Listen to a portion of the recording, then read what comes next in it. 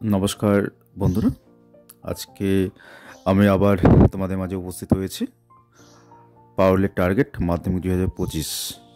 আজকের বিষয় হচ্ছে ইতিহাসের পার্ট 2 সাজেশন নিয়ে আজকে আমি তোমাদের মাঝে এসেছি। আমরা এর আগের দিন পার্ট 1 করেছিলাম প্রথম চ্যাপ্টারে। আজকে প্রথম চ্যাপ্টারে বাকি অংশগুলো সলভ করব। তোমরা সঙ্গে থাকো আর ভালো করে ক্লাসটিকে ফলো করো। আমি আশা করছি তোমরা অনেক উপকৃত হবে আগামী মাধ্যমিক পরীক্ষার জন্য। চলো লেটস গো। আমরা পার্ট 1-এ করেছিলাম ইতিহাসের প্রথম অধ্যায়, ইতিহাসের ধারণার এমসিকিউগুলো। আজকে আমরা বিবৃত ব্যাখ্যা নির্ণয় করো সলভ করব। দেখো এখানে 1 নম্বর বিবৃতিতে বলেছে যে 1950 খ্রিস্টাব্দে ফুটবল বিশ্বকাপে ভারত খেলার অধিকার পেলেও খেলতে পারেনি।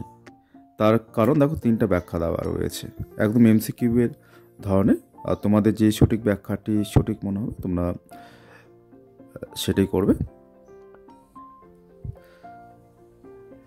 দেখো আমি আরেকবার রিপিট করছি।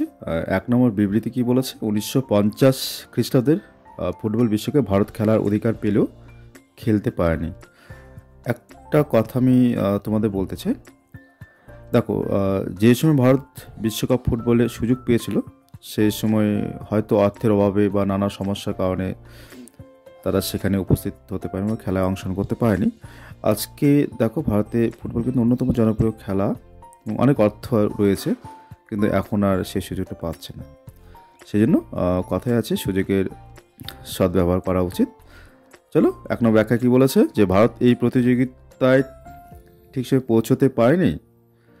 ভারত এই প্রতিযোগিতা ফি সময়মতো দিতে পারেনি না। ব্যাখ্যা নম্বর 3 বলেছে ভারতীয়রা খালি পায়ে খেলতে চেয়েছিল বলে। সঠিক উত্তরটি হবে এখানটায়, মানে এক আশ্চর্য ব্যাপার যে ভারতীয়রা খালি পায়ে খেলতে চেয়েছিল সেই জন্য।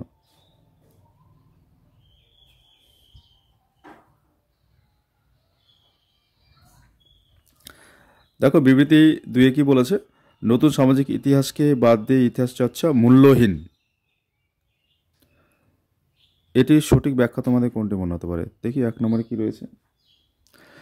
1 নম্বর ব্যাখ্যায় বলেছে নতুন সামাজিক ইতিহাস মানুষের কথা বলে। ব্যাখ্যা দিয়ে বলেছে নতুন সামাজিক ইতিহাসে সমাজ জীবনের পরিচয় পাওয়া যায় না। ব্যাখ্যা 3-এ দেখো বলেছে আসলে সমাজের সাধারণ মানুষের জীবনের ইতিহাস।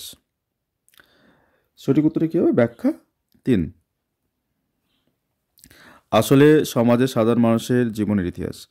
দেখো বিবৃতি 3-এ বলেছে প্রথম দিকে জ্ঞান চর্চা ব্যক্তিগত উদ্যোগে শুরু হয়। কি বলেছে? প্রথম দিকে জ্ঞান চর্চা ব্যক্তিগত উদ্যোগে শুরু হয়। এখানে 3টি ব্যাখ্যা দেওয়া রয়েছে, তোমাদের কোনটি সঠিক বলে মনে হয় একটু বলে দিই আমি। দেখো 1-এ বলেছে বিজ্ঞান বিষয়ে উপযুক্ত শিক্ষক পাওয়া যেত না। ব্যাখ্যা 2-এ বলেছে বিজ্ঞানের সিলেবাস উন্নত ছিল না। আর ব্যাখ্যা 3-এ বলেছে উচ্চ স্তরে বিজ্ঞান পঠন পাঠন ও গবেষণার সুযোগ ছিল না। সঠিক উত্তর হচ্ছে 3 নম্বর ব্যাখ্যা, উচ্চ স্তরে বিজ্ঞান পঠন পাঠন ও গবেষণার সুযোগ ছিল না। বিবৃতি 4-এ কি বলেছে, আত্মজীবনী ও স্মৃতিকথা হলো এক ধরনের সাহিত্য। আমরা কোন ব্যাখ্যাটাকে নেব দেখি। 4 নম্বরে বলেছে যে যেখানে লেখক তার জীবনের নানা ঘটনার বিবরণ গ্রন্থের মাধ্যমে তুলে ধরেন। 2-এ কি বলেছে, যেখানে লেখক শুধুমাত্র সাহিত্য রচনা করেন। আর 3-এ বলেছে লেখকের বর্ণনায় সমাজের কথা ফুটে ওঠে। প্রশ্নকে আমি আরেকবার বলছি বিবৃতিটা, আত্মজীবনের স্মৃতিকথা হলো এক ধরনের সাহিত্য। তো এটার সঙ্গে কোনটা যায়? ব্যাখ্যা নম্বর 1। একটা টেকনিক তোমাদেরকে আমি জানিয়ে দিই, দেখবে এই ধরনের ব্যাখ্যামূলক বা এমসিকিউ কোশ্চেনে অনেক সময় কী হয় যে দেখাও তোমাদের কমন আসেনি, এবার তোমাকে আইডিয়াতে অ্যান্সার করতে হবে। সেক্ষেত্রে না তোমরা এটাকে লক্ষ্য রাখবে, দেখবে এখানে 3টা অপশনের মধ্যে দেখো দুটো না, দেখো দুটোর বাক্যটা একটু ছোট্ট, আর 1 নম্বর ব্যাখ্যাটা দেখো ব্যাখ্যা যে বাক্যটা একটু বড়, অনেক সময় বড়টা হয়ে যায়। অনেক সময় লক্ষ্য করি যে অনেক সময় দুটো হয়তো বড় বাক্য থাকলো, একটা ছোট, সেই সময় ছোটটা হয়ে যায়। এগুলো একটু ফলো করবে। 5 নম্বর বিবৃতি কি বলেছে? 1870-এর দশককে 1870 দশকে বাংলার বঙ্গদর্শনের যোগ বলা হয়। ব্যাখ্যা একে কি বলেছে? এই সময় বঙ্গদর্শন পত্রিকাটি নিয়মিত প্রকাশিত হতো। ব্যাখ্যা দিয়ে বলেছে এই পত্রিকাটি ছিল স্বদেশিকতার আদর্শে পরিপূর্ণ। ব্যাখ্যা তিনি বলেছে এই পত্রিকার মধ্যে বাংলার নবযুগের সূচনা হয়। সঠিক উত্তর হচ্ছে ব্যাখ্যা 3। এই পত্রিকার মধ্যে বাংলা নবযুগের সূচনা হয়। এবার আমরা চলে আসছি ঠিক না ভুল। দেখো তোমাদের এখন খুব সরলীকরণ করেছে পরীক্ষায়, প্রশ্ন লেখার কোনো দরকার নেই, শুধু সঠিক নাম্বার দিয়ে ঠিক বা ভুল লিখলেও তোমাদের হয়ে যাবে। অনেকে কি করে, পুরো তোমার প্রশ্নটাকে তোলে ঠিক ভুল লেখো, তাতে সময় অনেক অপচয় হয়। কোনো দরকার নেই, দাগ নম্বর ঠিক দেবে আর সঠিক উত্তর লিখে দেবে ঠিক বা ভুল, তাহলে হয়ে যাবে। এমসিকিউর ক্ষেত্রেও তাই, পুরো প্রশ্ন তোমরা লিখতে যাবে না, তাতে সময় অনেক নষ্ট হয়। আর টাইম ম্যানেজমেন্ট হচ্ছে না, এইসব পরীক্ষার ক্ষেত্রে খুব একটা গুরুত্বপূর্ণ বিষয়। দেখা গেল তোমরা এদিকে অনেক সময় অপচয় করলে শেষে জানা কিছু প্রশ্নের অ্যান্সার করে আসতে পারলেন, তখন মন খারাপ, দুঃখ, কষ্ট হবে, সারা বছরের কষ্ট তোমাদের নষ্ট হবে। দেখা যাক ঠিক বলে কি আছে। প্রথমটা, অ্যানাল পত্রিকা গোষ্ঠীর উদ্ভব হয় ফ্রান্সে, ঠিক না ভুল? এটা হচ্ছে ঠিক। দাদা সাহেব ফালকে যুক্ত ছিলেন চলচ্চিত্রের সঙ্গে, আমরা জানি দাদা সাহেব ফালকে চলচ্চিত্রের সঙ্গে যুক্ত। ভারতের সিনেমা জগতে সবচেয়ে বড় সম্মান হচ্ছে দাদা সাহেব ফালকে পুরস্কার। ওনার স্মৃতি উদ্দেশ্যে ওনাকে সম্মান জানানোর জন্য এই পুরস্কারটি দেওয়া হয় চলচ্চিত্রে ভারতের। যেমন বিশ্ব চলচ্চিত্রে সর্বোচ্চ সম্মান হচ্ছে অস্কার পুরস্কার, এবং ভারতের সর্বোচ্চ চলচ্চিত্র সম্মান হচ্ছে দাদা সাহেব ফালকে, এটা মনে রাখবে। 3 নম্বরে কি বলছে? মধ্যবিত্ত শিক্ষিত বাঙালিকে নৃত্যের বিষয়ে আগ্রহী করে তুলেছিল উদয় শঙ্কর, ঠিক না ভুল? এটা হচ্ছে ঠিক। এটা একটু স্টার রাখছে, মাধ্যমিকে এসেছিল যেহেতু। আর আমি আগেও বলেছি যে কিছু কোশ্চেন মাধ্যমিকে না রিপিট হয়।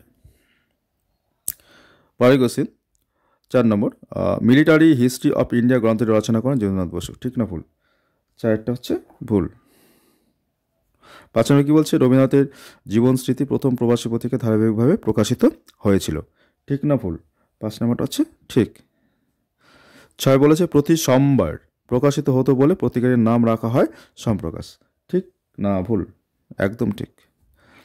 7 নম্বর, তাহলে বুঝতে পারলে সম্প্রকাশ নামকরণ কেন হয়? প্রতি সোমবারে প্রকাশিত হতো সেই জন্য। চিপকো আন্দোলনে নেতৃত্ব দেন সুন্দরলাল বহুগুণা, ঠিক উত্তর। অনেক সময় আছে এরকম কোশ্চেনে ঘুরিয়ে দেয় যে সুন্দরলাল বহুগুণা কোন আন্দোলনের সঙ্গে যুক্ত ছিলেন, সঠিক উত্তর চিপকো আন্দোলনের সঙ্গে। আবার আসে যে চিপকো আন্দোলন কী ধরনের আন্দোলন? পরিবেশ বিষয়, ঠিক আছে, মনে রাখবে। 8 নম্বরে কি বলছে? Letters from a father to his daughter নামক পত্রাবলিতে পত্রের সংখ্যা ছিল 35টি, ঠিক না ভুল? উত্তর হচ্ছে ভুল। বন্ধুরা, তোমরা খুব ভালো করে এগুলো নোট করে নাও, যাদের বই নেই ভালো করে পড়বে, প্রত্যেকটি প্রশ্ন খুব গুরুত্বপূর্ণ, ইম্পর্টেন্ট আগামী 2025 মাধ্যমিকের জন্য। আগামী ভিডিওতে তোমার সঙ্গে আবার দেখা হবে পার্ট 3 সাজেশন নিয়ে। আর তোমরা যদি চাও বড় করে সাজেশন আমি দিতে পারবো, তোমাদের যদি ধৈর্য থাকে কমেন্টের মাধ্যমে জানাবে। খুব ভালো করে পড়াশোনা করো। যারা নতুন ভিডিওটি তোমরা দেখছো প্লিজ সাবস্ক্রাইব করবে।